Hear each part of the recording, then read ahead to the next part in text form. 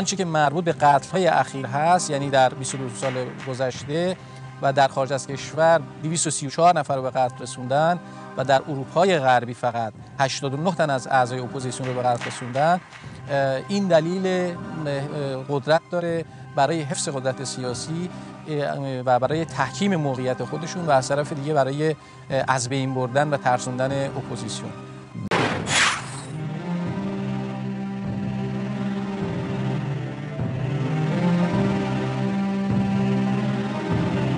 Includes Iranian political figures living abroad who have been killed. One of the more famous cases, and one that Amnesty followed with considerable concern, was the killings of 4 members of the opposition group, the Kurdish Democratic Party of Iran, who were killed, assassinated in Germany in 1992. And in 1997, a German court concluded that the Iranian government was responsible for those killings and had been directly involved. 2 نفر ایرانی در این ترور شرکت داشتن. یکی آقای عبدالرحمن بنی هاشمی است که بعداً فرار کرد به ایران و زیر نظر مستقیم فلاحیان کار میکنه. ایرانی دیگه آقای کاظم داراوی کازرونی است که مسئول عملیات در شهر بلند بود. آقای ابوالقاسم مصباحی که رئیس شبکه تروریسم جمهوری اسلامی در اروپای غربی بود و از افراد بسیار نزدیک آیت الله خمینی بود و ایشون فرار کرد و در دادگاه میکنوس شهادت داد. ایشون میگفتش که از زمان تشکیل جمهوری اسلامی تا حالا، یعنی سال 1996، ما فقط در اروپای غربی 89 تن از اعضای اپوزیسیون رو به قتل رسوندیم. اولین اونها شهریار شفیق و آخرینشون هم دکتر رضا مظلومان بوده. همه اینها بلا استثنا تا زمانی که آیت الله خمینی زنده بود به دستور ایشون انجام گرفت. پس از ایشون کمیته عملیات ویژه تشکیل شد که در رأسش آقای خامنه‌ای قرار داره.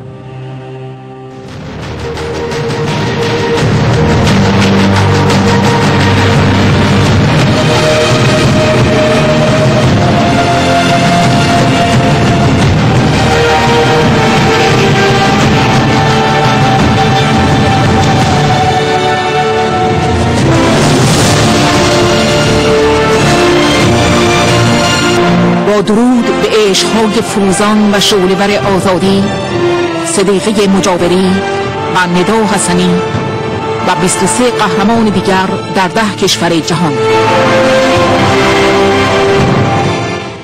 17 ژوئن مصادف با 28 خرداد، 5مین سالروز حمله غولاسای پلیس و اطلاعات فرانسه به اقامتگاه رئیس جمهور برگزیده مقاومت ایران در مقر دبیرخانه شورای ملی مقاومت در اوبرسورواد است. 5 سال پیش در روز 17 ژوئن در یک لشکرکشی زمینی که در تاریخ 30 سال گذشته فرانسه بی سابقه بود، 16 سرویس فرانسوی با 1380 مأمور پلیس همراه با انبوه مأموران اطلاعات 13 خانه پناهندگان سیاسی و خانواده‌های مقاومت ایران را مورد حمله قرار دادند و 165 نفر از اعضای مقاومت و مجاهدین را دستگیر کردند.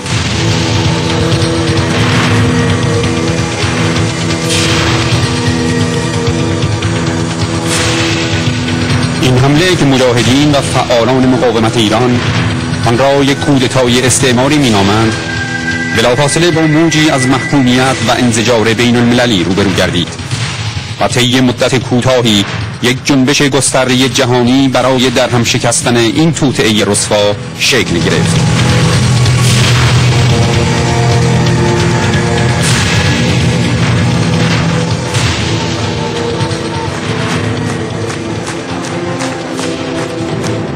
ایرانیان شریف و آزاده در اعتراض به این اقدام از کشورهای مختلف اروپا و حتی از آمریکا و کانادا سر از پا نشناخته به اوبرسورواد شتافتند و در مقابل اقامتگاه رئیس جمهور برگزیده مقاومت ایران متحصن شدند و در اعتراض به بازداشت خانم مریم رجوی اعتصاب غذای نامحدودی را آغاز کردند.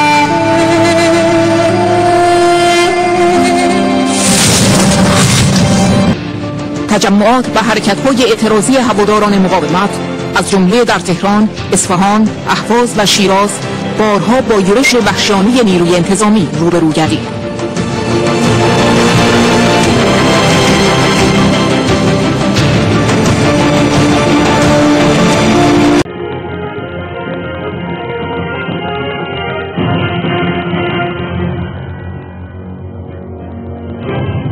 اگر مقاومت برای آزادی گناه است، ما گناه بزرگ افتخار میکنیم. به زندان رفتن به خاطر آزادی افتخار میکنیم و به شهادت برای آزادی افتخار میکنیم.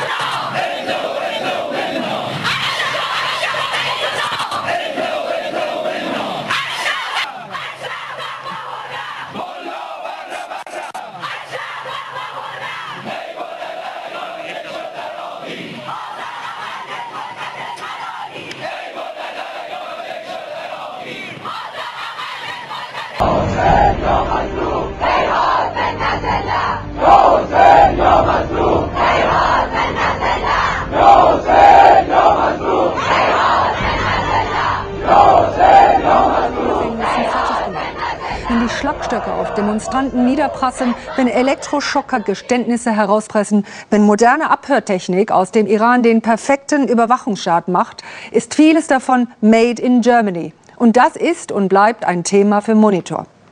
Norbert Hahn und Jan Schmidt berichten über deutsche Hightech für das Mullah-Regime. Alles, was der Sicherheitsapparat einer Diktatur so braucht. Veranstalter, die Einkaufsabteilung der iranischen Streitkräfte, die Handlanger einer Diktatur, die in dieser Woche auch noch den letzten.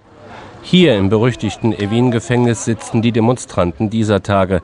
Die Frauenrechtlerin weiß, wie mit Gefangenen umgegangen wird. Siemens hat sie entwickelt, die deutsch-finnische Nokia Siemens Networks hat sie in den Iran verkauft. Mit dem gelieferten Monitoring اختصاص دادیم به کسانی که جرائم ضد انقلابی دارن و با نظام جمهوری اسلامی جنگ مسلحانه میکنن. بنابراین در داخل زندان اوین بیشترین آمار از سازمان منافقین. خوشبختانه انگیزه‌ای برای وکلا وجود نداره که از این آقایون بیان دفاع بکنن. چون بالاخره یه مقدار جرم چیه؟ اینا همه افرادی بودن که به خاطر صرفاً عقاید سیاسی دستگیر می‌شدن.